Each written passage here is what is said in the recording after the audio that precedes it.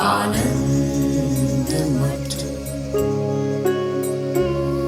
आनंद मठ और ऋषियों की अनमोल धरोहर को संजोएं।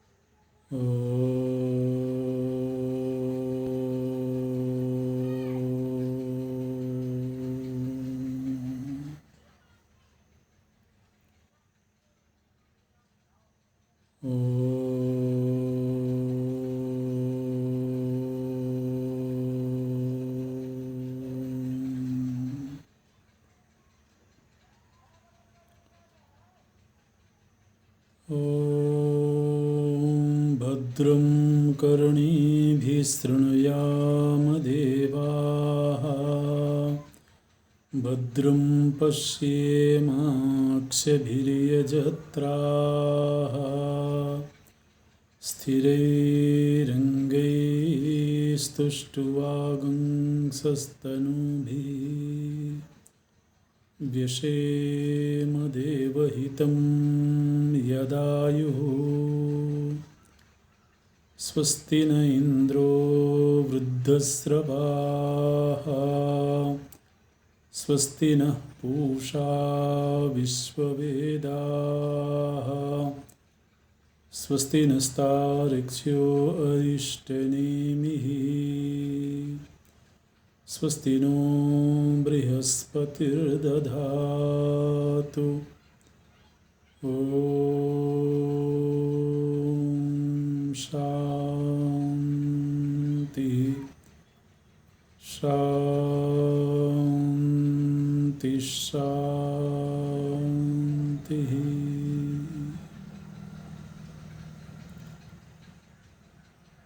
सच्चिदानन्दरूपाय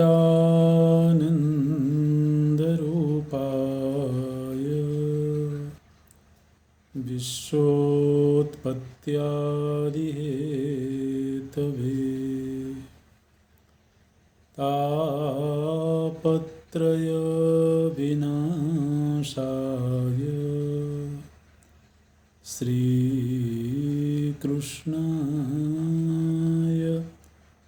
वयं नमः। श्रीकृष्णाय वयं नमः। नारायणं नमस्कृत्य नरं चैव नरोत्तमं,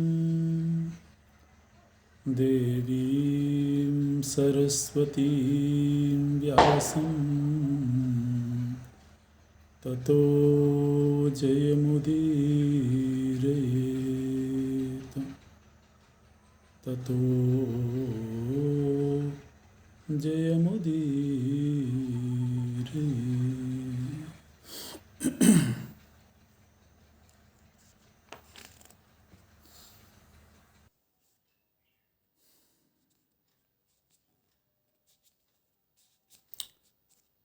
इस सृष्टि में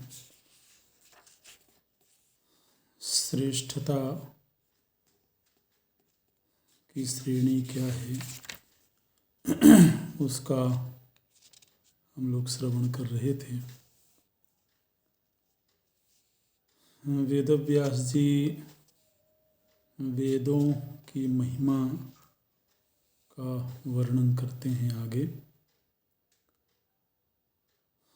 बोलते हैं कि सतयुग में तो सभी लोग वेद के द्वारा बताए हुए मार्ग के अनुसार ही जीवन जीते थे। कोई भी व्यक्ति अपने धर्म से भ्रष्ट नहीं होता था, वेद विरुद्ध आचरण नहीं करते थे। पूरे समाज का मुख्य अनुशासनकर्ता वेद ही होते थे। फिर चाहे कोई राजा हो या कोई साधारण कर्मचारी हो, सब वेद के द्वारा ही नियंत्रित होते थे। इसीलिए धर्म के चारों चरण उस युग में स्थापित थे। लेकिन धीरे धीरे जब लोगों की मनोवृत्ति वेद से हटने लगी, अपने वासनाओं के अनुरूप, अपनी इच्छाओं के अनुरूप आचरण करने लगे, तब से धर्म का लोप होने लगा। और कलयुग आते आते तो लोगों ने वेद को एक तरह से त्याग ही दिया। वेद का प्रायः लोप हो गया। ये युगों के संदर्भ से बात हो रही है। तो बोलते हैं कि द्वापरे विप्लवम यान्ति वेदाः कलियुगे तथा दृश्यन्ते नापि दृश्यन्ते कलेरन्ते पुनः किल। द्वापर युग में ही वेदों का लोप होने लगा था, लेकिन कलयुग आते आते तो कभी कहीं दिखते भी हैं और कभी कहीं नहीं भी दिखते हैं। लेकिन ज़्यादातर लोगों ने अपने निजी विचारों के अनुसार ही जीवन जीना स्वीकार कर लिया, अथवा जो समाज का मार्गदर्शन करने वाले लोग हैं उन्होंने भी वेदों को छोड़ दिया और निजी मत का प्रचार प्रसार करने में लग गए। जिस तरह से वर्षा भूतल के समस्त प्राणियों को उत्पन्न करती है और उनका पोषण करती है, इसी प्रकार से वेद भी वास्तव में तो युगों युगों से लोगों का पोषण करते रहे हैं। विचारों के द्वारा, अनुशासन के द्वारा मानव समाज का पोषण वेद ही करते रहे हैं। लेकिन लोग प्रायः वेद को छोड़ देते हैं। कलयुग की ऐसी मनोवृत्ति है, ये बोलते हैं वेदव्यास जी।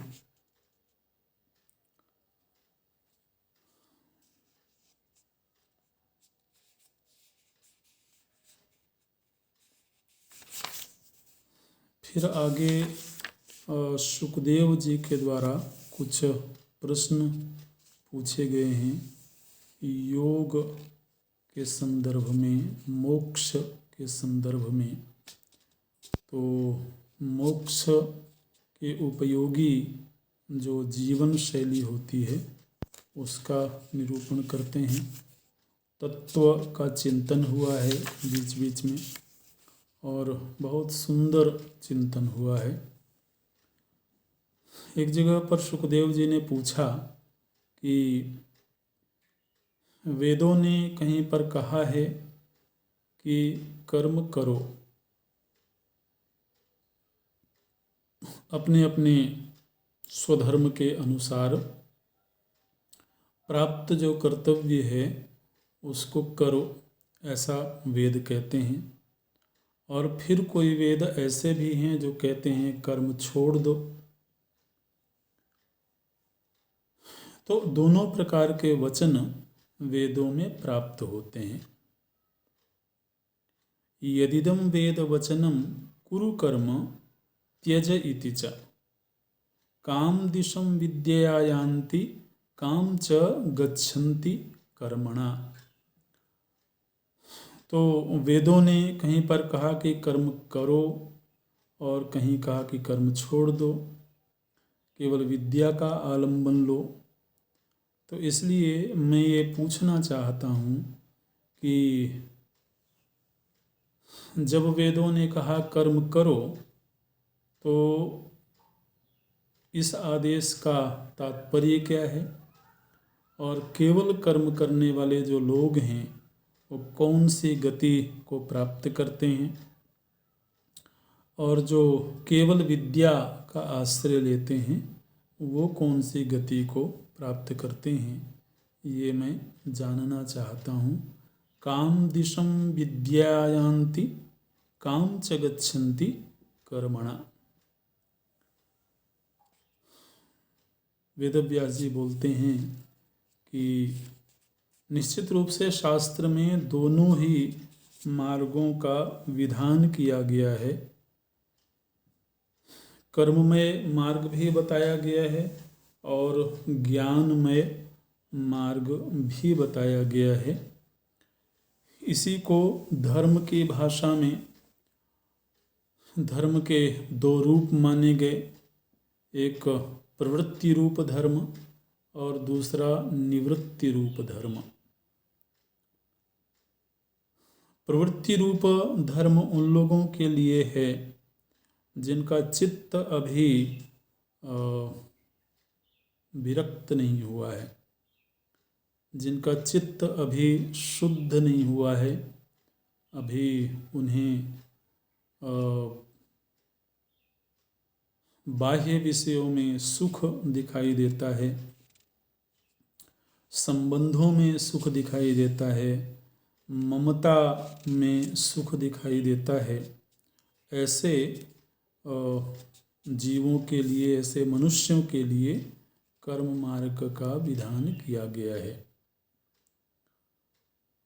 कर्मणा बध्यते जंतु विद्यया तो प्रमुच्यते। लेकिन ये जो कर्म का मार्ग है, यह व्यक्ति को निरंतर बंधन में ही डालता है। केवल कर्म का मार्ग व्यक्ति को बंधन में ही डालने का कार्य करता है। कर्मणा बध्यते जंतु विद्यया तो प्रमुच्यते। और विद्या से ही वास्तव में समस्त बंधनों से मुक्ति मिलती है। तस्मात् कर्म न कुर्वन्ति यतयः पारदर्शिनः। इसलिए जिनको तत्वबोध हो गया है अथवा उस मार्ग पर पूरी तत्परता के साथ, वैराग्य के साथ, उपासना के साथ चल पड़े हैं, तो ऐसे लोगों के लिए फिर कर्म को त्याग देना चाहिए। कर्मणा जायते प्रेत्य मूर्तिमान षोडशात्मकः। कर्म करके व्यक्ति जब शरीर का त्याग करता है तो पुनः वह अन्य शरीर को ही प्राप्त करता है। किंतु जिसने कर्म त्याग पूर्वक केवल विद्या का आश्रय लिया, फिर वह परब्रह्म परमात्मा को प्राप्त करता है। तो ये दोनों में भेद है। किंतु इस रहस्य को भी दुनिया में सभी लोग नहीं जानते हैं। ज़्यादातर मनुष्य तो अगर थोड़ा दुनिया के संदर्भ में ज्ञान प्राप्त हो जाए तो उतने मात्र से ही वो अपने आप को बुद्धिमान मान लेते हैं। दुनिया के किसी एक विषय का, वो भी पूरा नहीं, थोड़ा बहुत अधूरा भी ज्ञान हो जाए तो उतने मात्र से ही वो अपने आप को ज्ञानी समझ बैठते हैं और इसलिए फिर वो कर्म में ही आबद्ध रहते हैं। कर्मत्वेके प्रशंसन्ति स्वल्प बुद्धिरता नराः। तो ऐसे लोग कर्म की ही प्रशंसा करते हैं। जिनको थोड़ा सांसारिक ज्ञान हो गया है, थोड़ी समझ सांसारिक प्राप्त हो गई है, वो वास्तव में कर्म की ही प्रशंसा करते हैं और कर्म में भी सकाम कर्म की प्रशंसा करते हैं। व्यक्ति को कर्मठ होना चाहिए, है ना, ऐसे उपदेश किया जाएगा। महत्वाकांक्षी होना चाहिए।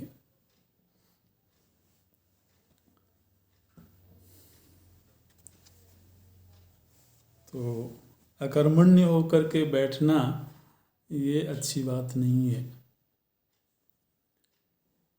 तो इस तरह की जो बातें होती हैं ये शास्त्रों को मालूम है, कोई ऐसा नहीं कि शास्त्र या ऋषि इन सब बातों से अनभिज्ञ हैं, उनको मालूम है ये रहस्य।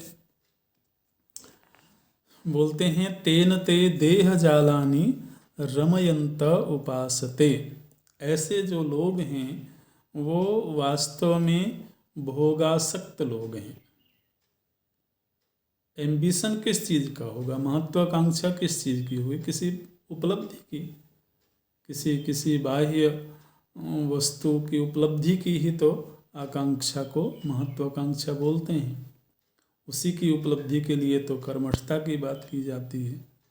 तो बोलते हैं ये सब भोगासक्त लोग हैं और शरीर रूपी जो जाल है उस जाल में ही पड़े हुए हैं और शरीर से शरीरों में ही गमन करते रहते हैं। तेन ते देह जालानि रमयंत उपासते। देह में ही रमण करते हैं, देह की ही वो उपासना करते हैं। किंतु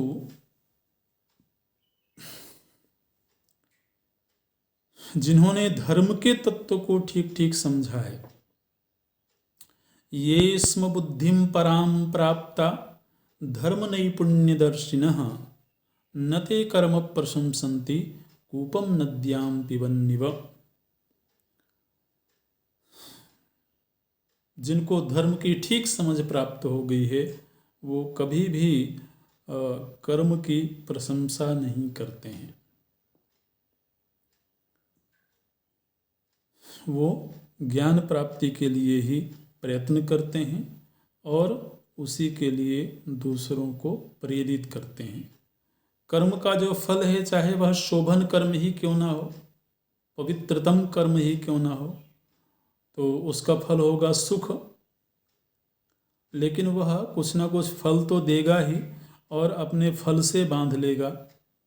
बोलते हैं कर्मणः फलमाप्नोति सुख दुखे भवा भवो विद्या तदवाप्नोति यत्र गत्वा न शोचति।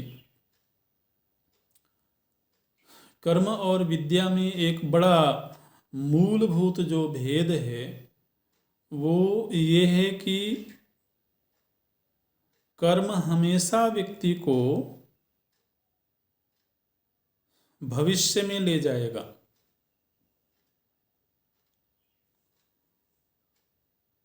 क्योंकि कर्म आज संपन्न होगा, उसका फल तो भविष्य में मिलेगा, है ना। और जब तक वो फल देगा नहीं तब तक हमें छोड़ेगा नहीं। इसलिए कर्म अपने कर्ता को भविष्य के साथ बांध देता है। ये बड़ी बड़ी बड़ी विचित्र बात है। कर्म करते हम ही हैं, लेकिन हमारे ही द्वारा संपादित हुआ कर्म फिर हमारे पैरों में बेड़ियां डाल देता है।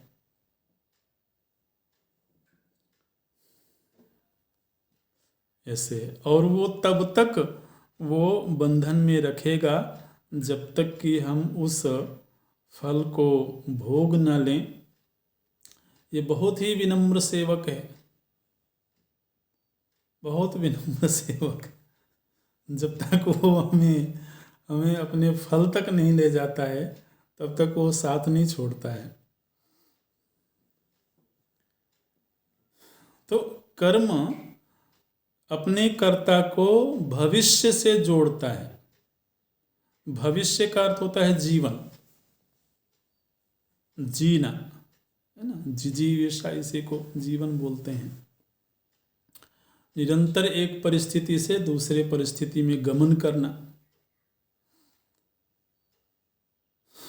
तो जिस तरह से भूत से वर्तमान तक यात्रा हुई है, उसी तरह से वर्तमान से भविष्य की यात्रा अवश्यम भावी हो जाती है जिसने कर्म का संपादन कर लिया। तो इससे ये तय हो गया कि यात्रा सतत है, यात्रा व्यक्ति की फिर नियति बन गई, वो यात्रा करेगा।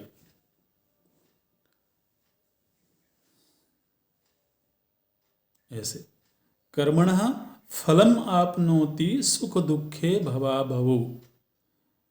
कर्म का फल है सुख दुख, और सुख दुख पाने के लिए जन्म और मृत्यु। ये सब अवश्यम भावी हो गए, अनिवार्य हो गए। लेकिन विद्या इससे विलक्षण है। विद्या व्यक्ति को भविष्य से नहीं जोड़ती है। विद्या व्यक्ति जहाँ है वहीं उसको विश्राम प्रदान कर देती है।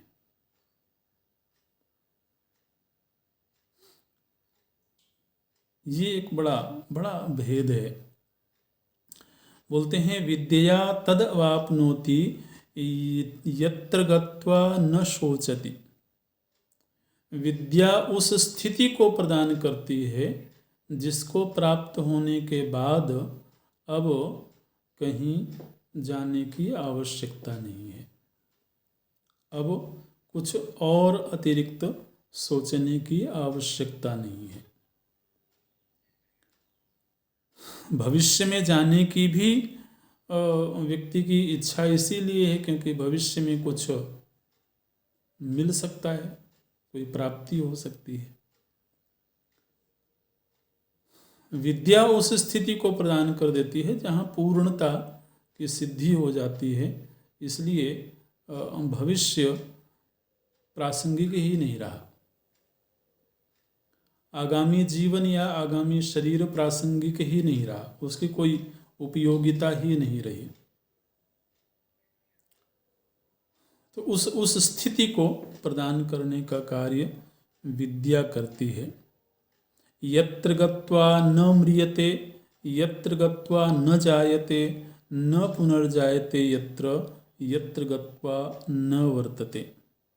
बोलते हैं यह ज्ञान उस स्थिति में ले जाकर के खड़ा कर देता है कि फिर मृत्यु का कष्ट नहीं है, जन्म की आवश्यकता नहीं है, पुनर्जन्म का भय नहीं है और संसार में पुनः यात्रा करने की आवश्यकता नहीं है। उस स्थिति को प्राप्त कराता है जहाँ किसी प्रकार का क्लेश नहीं है। यत्र तद ब्रह्म परमम अव्यक्तमचलम ध्रुवम, जो स्थिर अचल स्थिति है, जहाँ द्वंद्व का सर्वथा अभाव है। द्वंद्वैर्न यत्र बाध्यन्ते मानसेन च कर्मणा समाः सर्वत्र मैत्राश्च सर्वभूतहिते रताः।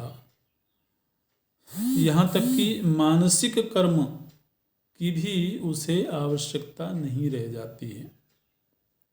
सर्वत्र मैत्री भाव हो जाता है और समस्त प्राणियों के प्रति फिर उसके मन में हित का भाव रहता है। ये ज्ञान की स्थिति है। फिर उसके चित्त में कभी भी कर्म की ओर कोई आसक्ति नहीं होती है।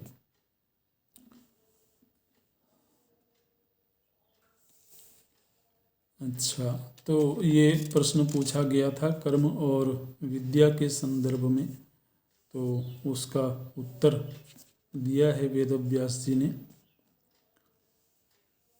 बोलते हैं कि ज्ञान से जिस स्थिति की प्राप्ति होती है, जिस जिस तत्व की प्राप्ति होती है, वह कहीं दूर नहीं है, किसी लोकांतर में नहीं है, बल्कि वह अंतःकरण में ही, अंतःकरण में जो आकाश है, हृदयाकाश है, उसी में वह चिन्मय परमात्मा विराजता है। और इस हृदयाकाश में रहते हुए भी वह हृदय से सर्वथा निर्लिप्त है। जिस तरह से कमल की पंखुड़ी में जल बिंदु रखा हो तो वो सर्वथा निर्लिप्त रहता है, इसी तरह से वह परमात्म तत्व हृदयाकाश में रहते हुए भी हृदय के विकारों से, शरीर से सर्वथा निर्लिप्त है। और वास्तव में जिसको जीव के रूप में शास्त्र कहते हैं, वह जीवात्मा ही परमात्मा है। ये जो त्रिगुण हैं, सत्व रज तम, ये तीनों गुण वास्तव में बुद्धि के धर्म हैं। और अज्ञान की दशा में वह जीव बुद्धि के धर्मों से आक्रांत हो जाने के कारण स्वयं गुणवान अनुभव करता है। तत्वतः गुणातीत होते हुए भी, त्रिगुणों से भी निर्लिप्त रहते हुए भी वह जब तक अज्ञान है, जब तक अपने त्रिगुणातीत स्थिति का बोध नहीं है, तब तक अपने आप को गुणवान महसूस करता है।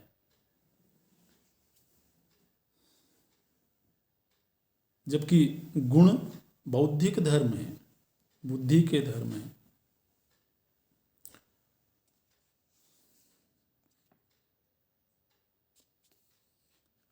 अच्छा, तो ये चर्चा यहाँ पर हुई है। आगे फिर आश्रमों के संदर्भ में चर्चा करते हैं। प्रश्न वही चल रहा था जो सुखदेव जी ने पूछा था कि कर्म और विद्या के जो गतियाँ हैं और उनका स्वरूप है, उसमें क्या भेद है। इसी क्रम में फिर आगे चल के वेदव्यास जी आश्रमों से संबंधित चर्चा करने लगे। आश्रमों से संबंधित चर्चा में एक बात बहुत स्पष्ट रूप से ध्यान रखने की है कि जो व्यक्ति अपनी सनातन परंपरा के अनुसार और आध्यात्मिक लक्ष्य को केंद्र में रख करके जीवन जीता है, उसे अवश्य किसी न किसी आश्रम में रहना चाहिए। आश्रम विहीन जीवन सनातन जीवन नहीं है। आश्रम विहीन मतलब अगर कोई पूछे तो व्यक्ति के मन में ये निश्चय होना चाहिए कि वो किस आश्रम में है ना। चाहे वो ब्रह्मचर्य आश्रम हो, गृहस्थाश्रम हो, वानप्रस्थाश्रम हो या संन्यासाश्रम, यह आश्रम संबंधी पहचान स्पष्ट रहनी चाहिए। देखिए, वर्ण के संबंध में तो कई बार सामाजिक दबाव में थोड़ा विवाद हो जाता है, विवाद हो सकता है कि व्यक्ति किस वर्ण में है अथवा नहीं है। लेकिन आश्रम संबंधी तो हमें नहीं लगता है कि किसी प्रकार का विवाद होगा, और वो तो व्यक्ति का निजी निर्णय है। अगर कोई ब्रह्मचारी के रूप में जीवन जीना चाहता है तो हमें नहीं लगता है कि कोई संगठन सवाल खड़ा करेगा कि तुम ऐसा क्यों जीते हो। तो इसी तरह से जो भी आश्रम हैं अपने आप के लिए भी यह पहचान स्पष्ट रहनी चाहिए कि हम किस आश्रम में हैं। और निश्चित रूप से जिस आश्रम में होंगे उसके अनुरूप जो कर्तव्य होगा उस कर्तव्य का आचरण करना होगा, वैसा ही जीवन जीना होगा। ये है आश्रम विहीन जीवन। वास्तव में ना तो वो आध्यात्मिक जीवन है और न ही वो धार्मिक जीवन है, ऐसा शास्त्र का कहना है। ब्रह्मचर्य आश्रम में यदि कोई है तो ब्रह्मचर्य आश्रम में जो मुख्य कार्य है वो गुरु सेवा है। आश्रम में होने का एक तात्पर्य है तपस्या। किसी भी आश्रम में हो, हर आश्रम में तप का कोई ना कोई रूप सुनिश्चित है। आश्रम का अर्थ ही होता है जहाँ श्रम होवे, जहाँ तप होवे। और तप किस लिए? अपने ऊर्ध्वमुखी जीवन के लिए, अपनी आत्मोन्नति के लिए। तो ब्रह्मचर्य आश्रम में रहते हुए तपस्या का स्वरूप क्या है? बोलते हैं गुरु सेवा ही तप है। यदि कोई इस आश्रम में है तो उसके लिए सबसे बड़ा जो कर्तव्य निर्धारित किया गया वो है जब तक वो आश्रम में है, और यहाँ पर तो जीवन का विभाग भी कर दिया इन्होंने, आयुषस्तु चतुर्भागम ब्रह्मचर्या अनुसूयकः।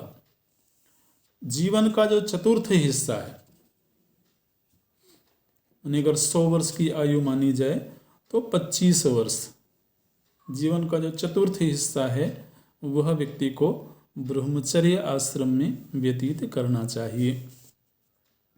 और वहाँ रह के वह अपने गुरु के पास रहे, गुरु की सेवा करे। और यहाँ विस्तार से बताते हैं गुरु के सोने के बाद ही सोवे, गुरु के बैठने के बाद ही बैठे, और वो उनके घर में, उनके आश्रम में एक दास की भांति जो कार्य होते हैं वो कार्य उसको करना चाहिए। और फिर जब वह अपने सेवा कार्यों से निवृत्त हो जाए तब वह विनम्रतापूर्वक गुरु से निवेदन करे कि आप मुझे शिक्षा दीजिए। और फिर गुरु अपनी प्रसन्नता से उसे शिक्षा प्रदान करेंगे, तो पूरी विनम्रता के साथ वह शिक्षा ग्रहण करे। इस तरह से यहाँ पर एक श्लोक आया, हालांकि हम समाज में देखते रहे हैं लोगों को ऐसा करते हुए, लेकिन वो कहाँ लिखा हुआ है वो प्रसंग कहीं देखने को मिला नहीं था। तो वो यहाँ पर महाभारत में आया है। कई बार हमने देखा कि लोग जब प्रणाम करते हैं, जब चरण स्पर्श करते हैं, तो ऐसे हाथ को क्रॉस करके, है ना, इस तरह से चरण स्पर्श करते हैं। शायद आपने भी देखा होगा। तो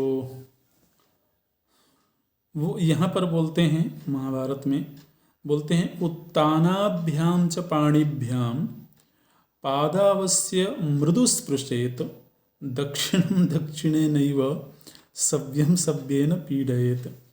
बोलते हैं कि चरण स्पर्श करते समय बहुत जल्दीबाजी नहीं करनी चाहिए। एक तो ऐसा नहीं कि पकड़ करके एकदम से दबा ही दिए, तो ऐसे नहीं, बड़ी मृदुता के साथ में चरण स्पर्श करें।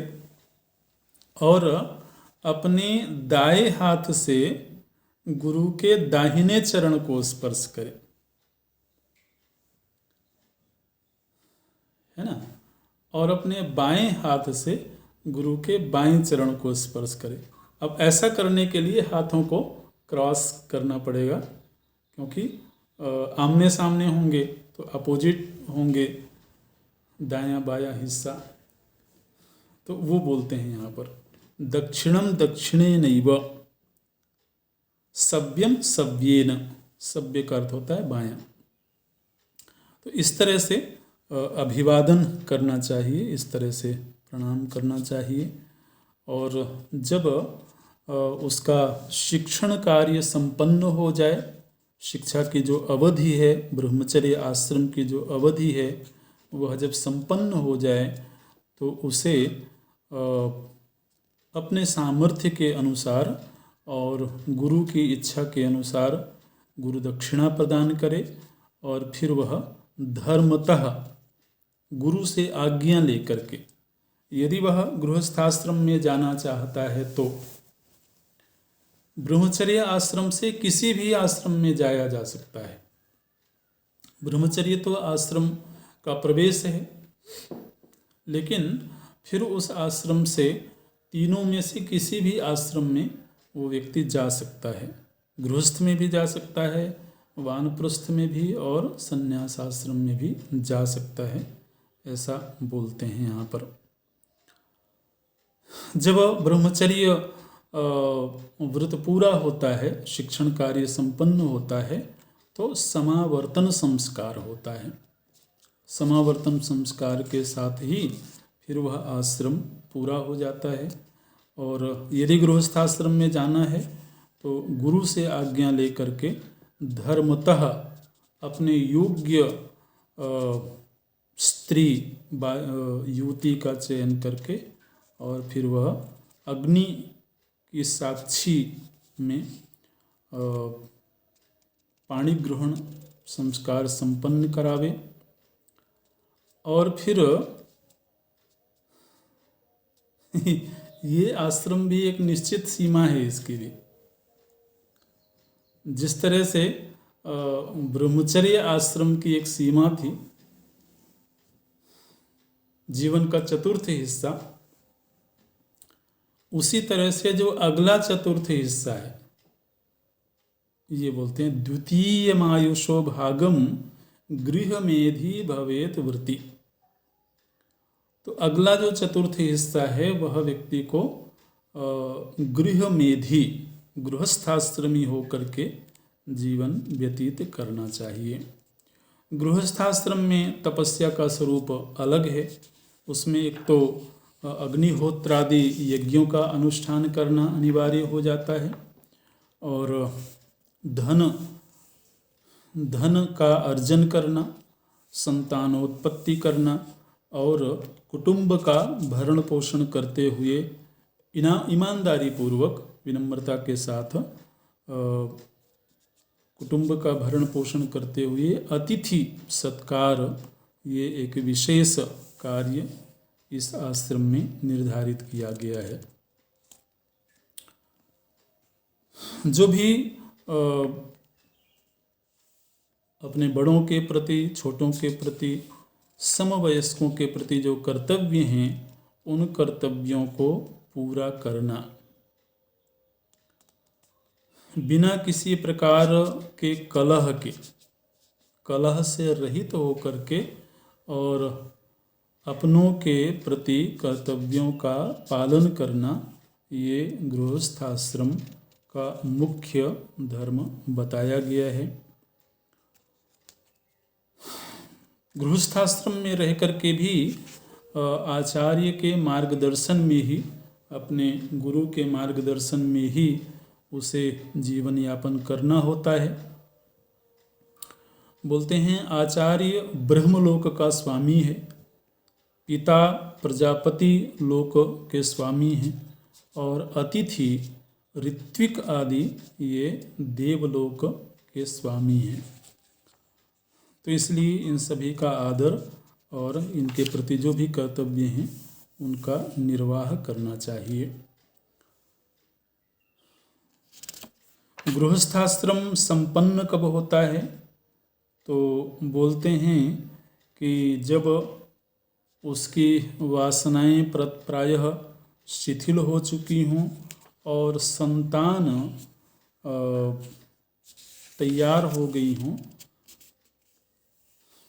उस कर्तव्य का निर्वाह करने के लिए, तब फिर उस व्यक्ति को और तृतीय आश्रम में प्रवेश करना चाहिए। तृतीय आश्रम वानप्रस्थ आश्रम है। तो यहाँ तो स्पष्ट ही लिखा हुआ है। बोलते हैं कि फिर व्यक्ति को देखिए यहाँ पर कुछ पहचान भी बता देते हैं। बोले गृहस्थस्तु यदा पश्येत वलीपलितमात्मना। बोले जब गृहस्थाश्रमी यह देखे कि अब उसके सिर के बाल पकने लगे हैं, तो ये एक तरह से संकेत मिल गया कि अब उसको वानप्रस्थी होना चाहिए। जब सिर के बाल पकने लगे हों, जब शरीर में झुर्रियाँ पड़ने लगी हों, और एक संकेत किया गया जब पुत्र को पुत्र की प्राप्ति हो गई हो। माने तीसरी पीढ़ी आ गई हो, तब जीवन का तीसरा जो भाग है, आयु का तीसरा भाग है, उसको वानप्रस्थी के रूप में व्यतीत करना चाहिए। अच्छा, वानप्रस्थ आश्रम में भी उसी तरह से अग्निहोत्र आदि यज्ञ किए जाते हैं जैसा कि गृहस्थाश्रम में रहते हुए करते रहे हैं। वानप्रस्थ में जो मुख्य तप है वो है शरीर और इंद्रियों को तपाना। उपवास आदि करते हुए अपने शरीर को और इंद्रियों को तरह तरह के उपवासों के द्वारा, तरह तरह के व्रतों के द्वारा शरीर को तपाना, ताकि उसका शरीर और उसका मन, इंद्रियां, ये सब संन्यास जीवन जीने के लिए तैयार हो सकें। गृहस्थाश्रम में विलासिता की प्रधानता थी। अब यदि सीधे ही विलास में जीवन से कोई संन्यास आश्रम में जाएगा तो फिर संन्यास जीवन उसके लिए बड़ा कठिन हो जाएगा। तो इसलिए संन्यास की तैयारी के लिए वानप्रस्थ आश्रम का विधान किया गया। दूसरा, व्यक्ति यदि शरीर से सर्वस्व त्याग कर भी दे तो मन से पूरी तरह से त्याग हो नहीं पाएगा।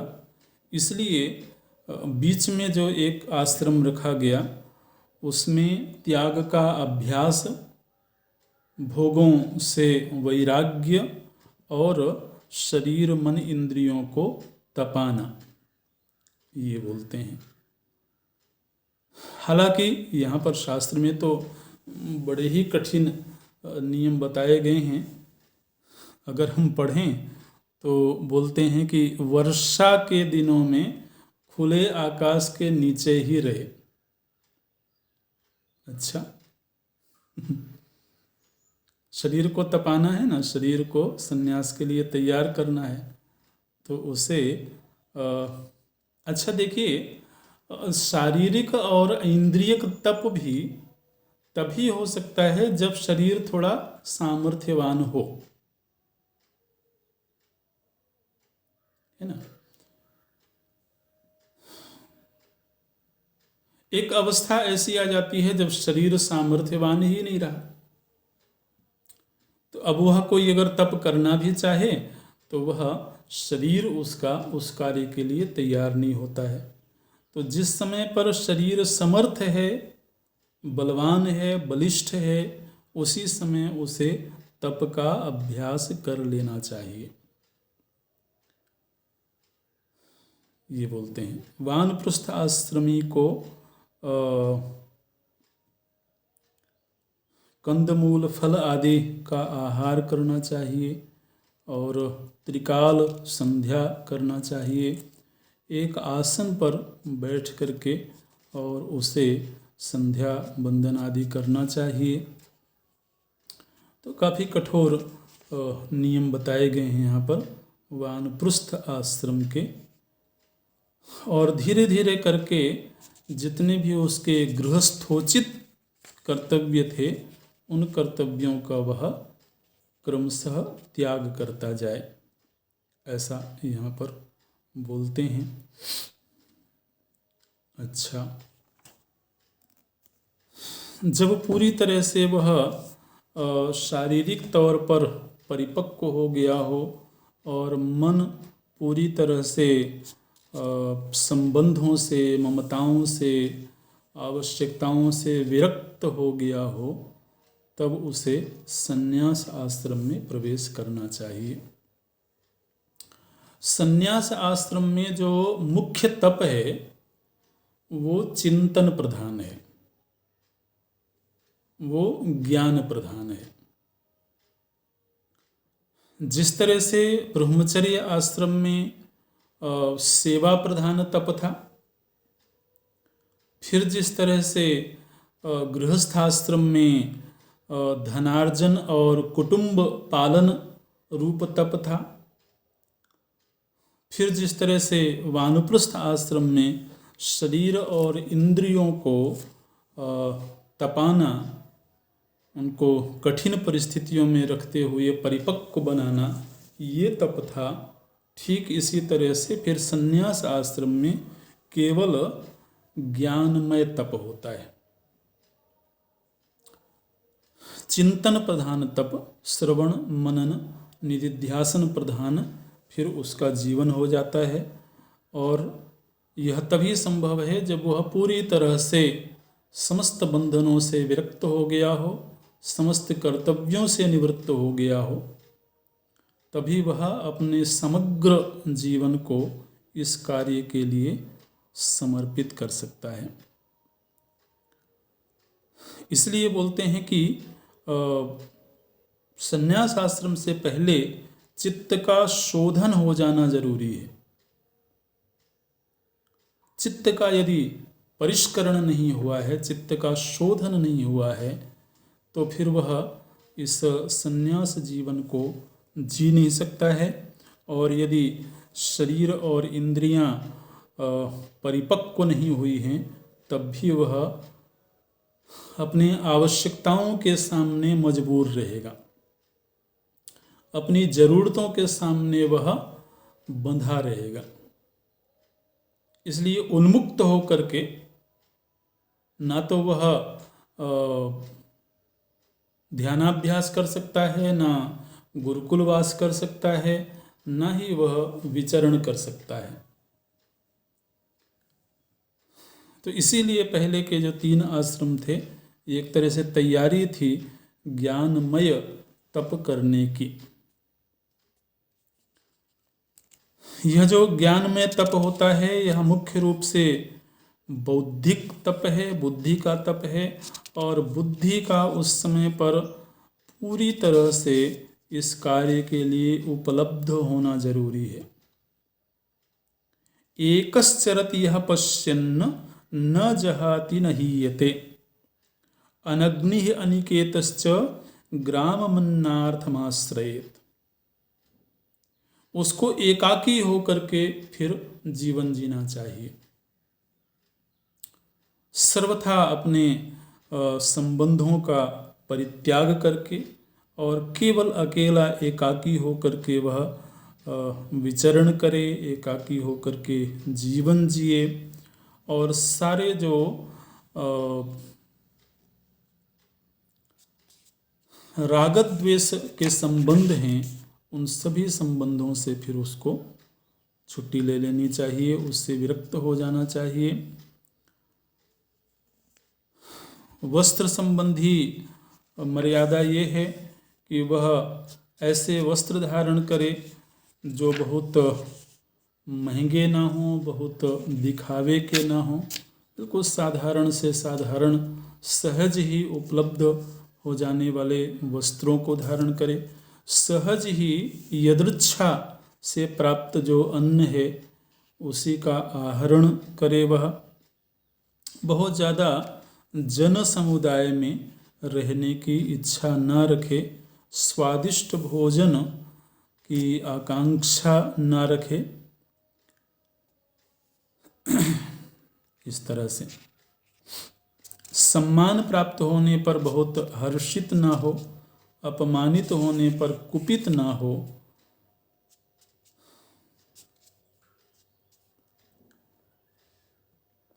सन्यासी जीवन में न तो व्यक्ति जीवन का अभिनंदन करता है और न ही मृत्यु का भय रखता है। जीवन प्राप्त होवे, जीवन सुदीर्घ होवे, ऐसी उसके मन में कामना नहीं होती है, और मृत्यु आ जाएगी इस बात का उसे भय नहीं होता है।